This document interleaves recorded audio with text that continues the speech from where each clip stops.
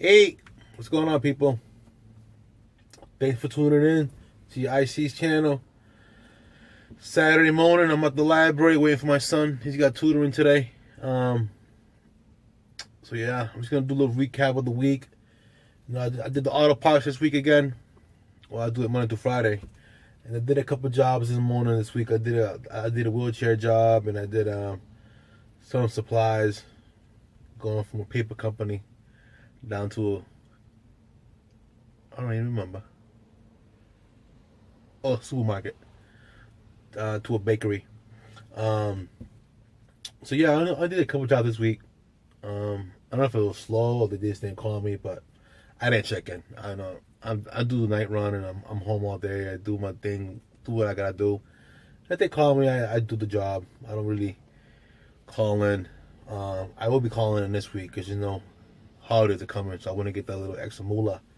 Um, but yeah, it's been a good week. Wednesday I had a hiccup. I had a hiccup on Wednesday because we had a late truck.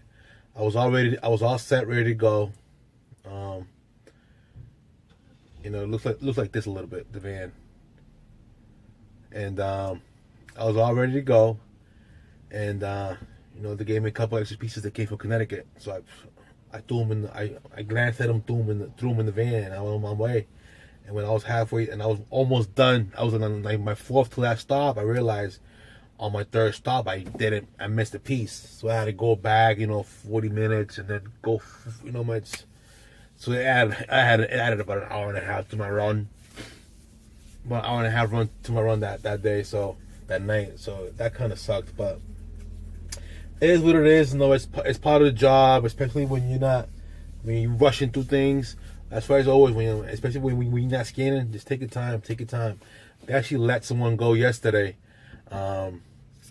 because it's the warehouse, the parts supplier that we doing work for. They just tired of people doing mistakes and stuff. So, especially dumb mistakes, and it's just basically lazy people, lazy drivers. They go in and just kick the boxes into the van. They don't really inventory what they have to the sheet. They don't count the pieces, load the van.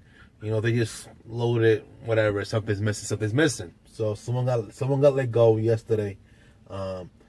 He does the same thing I do in the morning, but he has less stops. And I found out it's about 5 hours. He picks up at 10. He's there at 10 a.m. and he's usually done around 3. So he arrives at the warehouse at 10, loads, probably leaves at 11. He's done at 3. So I have a funny feeling that on Monday the owner's gonna be calling me, asking me if I want to do that, because he called me Friday late afternoon before I arrived to the warehouse and told me about the meeting they had today, but I wasn't there because I work nights. But he just broke it down, and I know it's been happening. They've been making a lot of mistakes. So I go in there and I triple check my stuff. I ask questions. If I don't see something matching up, I ask, and then I load my van. But anyway, so that's what happened. Someone got let go, so they're probably gonna need someone for the morning.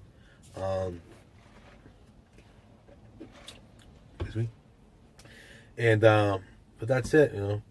I had a couple. I had a couple subscribers ask me some questions in regards to like filling out applications with companies and the insurance requirements that they're asking for. As far as when you contact a potential company you may work for, so it'll be a logistic, a courier company, whatever. They're all the same thing. They may say to come in and fill out an application. And those asking me if it's an application, why am I filling out an application if I'm a contractor? But it's not really like a work application. It's basically your driver profile, who you are, what you do, and what you got to offer, and what's your experience. That's basically what it is. And what kind of vehicle do you have, and what kind of, then when you're there, you can discuss pay, you can discuss if they have a route, you can discuss if they have on demand. On demand, you get like a percentage, you get them per mile. If you have routes, you may get a per stop, you may get a flat rate, you may get it per piece. There's different ways they can pay you, and then you can figure out from there if it's worth it or not. I have a couple of people that's asked me that they've been checking the sites that I sent them to, like CB Driver, or you can go on Monster, all these job search engines, and type in cargo van job, type in independent contractor, type in courier delivery job, IC, all these things you can type in these search. You type it in Google, and then put in independent contractor in my area. You're gonna get it. You're gonna get all the listings. You're gonna go to CB Driver, create a profile there, search. I know there's jobs on there that pay nothing. There are jobs on there, and I've said it before. There's jobs that pay crap. Stay away from those people. We know what those people are. The people that really pay crap, those are people that have their own authority. They have their own MCs, their own DOT number. Okay? Those are people that contact companies and get the job, and then they say, yeah, I can fulfill those jobs for you. And what they do is they go and they hire you and send you over there. So you're the third guy on the fourth guy, because it goes from the company to the courier company to the guy who it goes 1, 2. You're the third guy on the totem pole.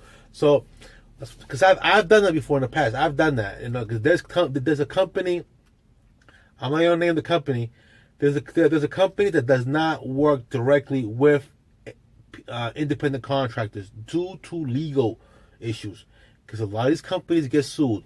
That'll be my next video, or my upcoming video. So what happens is, they don't want to get the liability. So they hire people like me that have their own authority, their own cargo liability, or have all that kind of insurance, right? They hire me to supply drivers. And my wife has done this type of work. She did it for like 5 years. I've had friends, and I've hired people that I've gotten off Craigslist, and I will send them to this company, and they will get the work.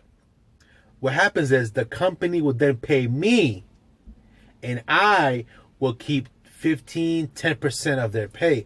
So if that person hustled and made $1,000, I was making $100 off a driver a week. That's what ends up happening. So a lot of these companies that you contact and they pay very little, it's probably because you're going to end up being the third guy on the totem pole. So either that, or they just plain out cheap and don't want to pay. But there are companies out there that don't pay. I know that for a fact. But you gotta keep looking. You gotta keep looking, because good companies don't really have driver turnovers. At the company now that I do the auto parts, they don't have a driver turnover. Because I've had, I've been asking, and they have nothing. They have work, but the driver turnover is very, very little. It does not. They do not turn over too often. The company that turn over drivers every week, but this one doesn't really turn over drivers that often. So that's basically it. And then I had another question in regards to insurance. Insurance is, because they're asking for 300, 100,000, and 50,000, all those combined single limits. That's basically to increase your insurance rates.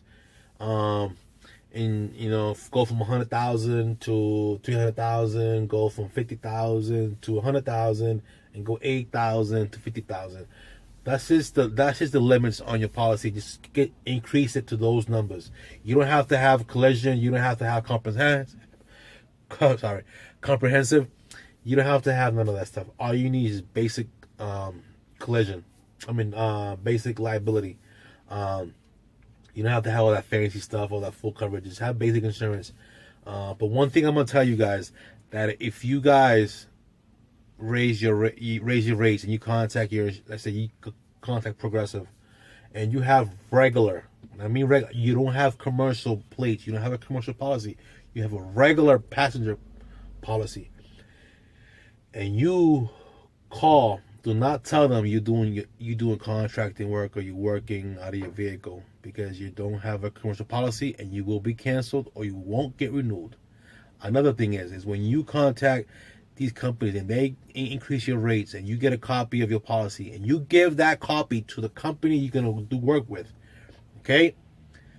Ask the company, are you guys going to verify this policy? Because if they verify the policy, that means they're going to call Geico, Progressive, or whoever you have, State Farm, They're gonna talk to the guy in the blue pants and the polo shirt, or the blue shirt and the polo pants, whatever.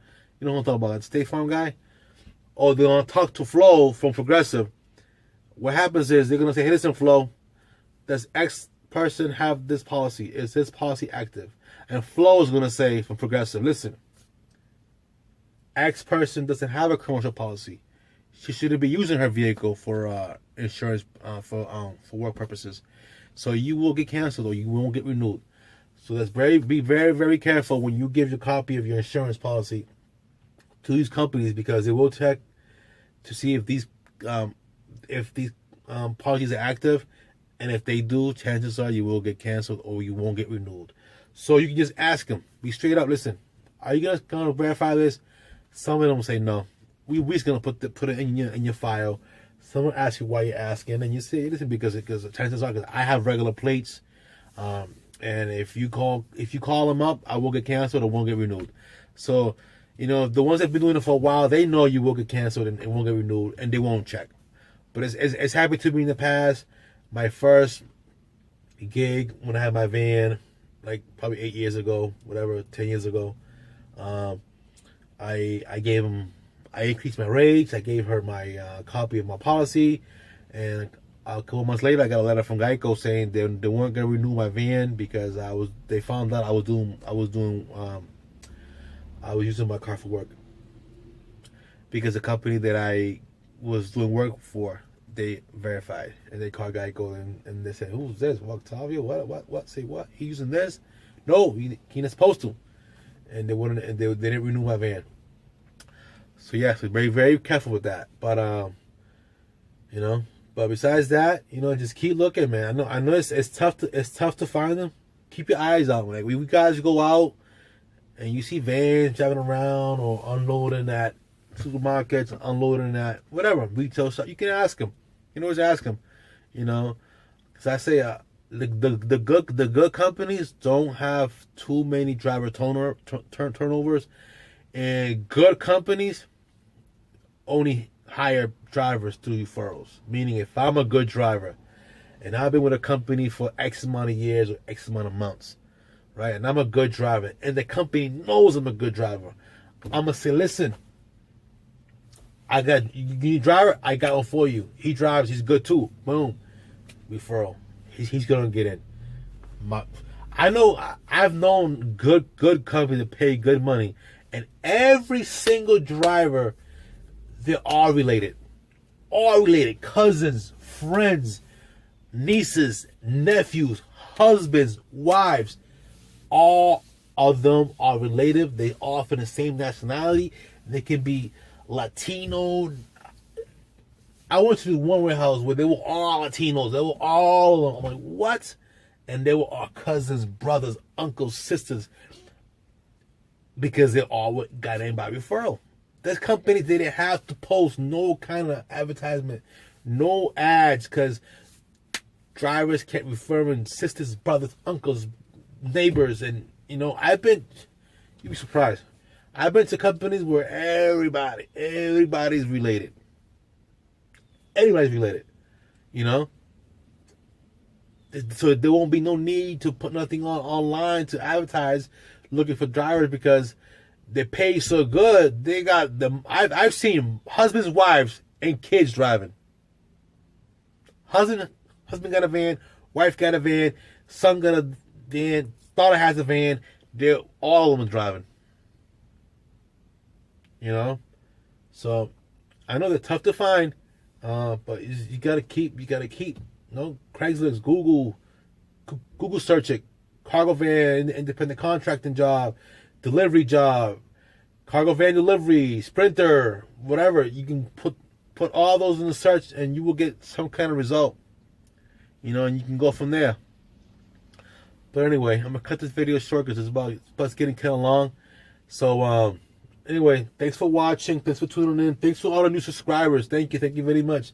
If you're watching this video, you haven't watched my other videos, go back and watch the other videos.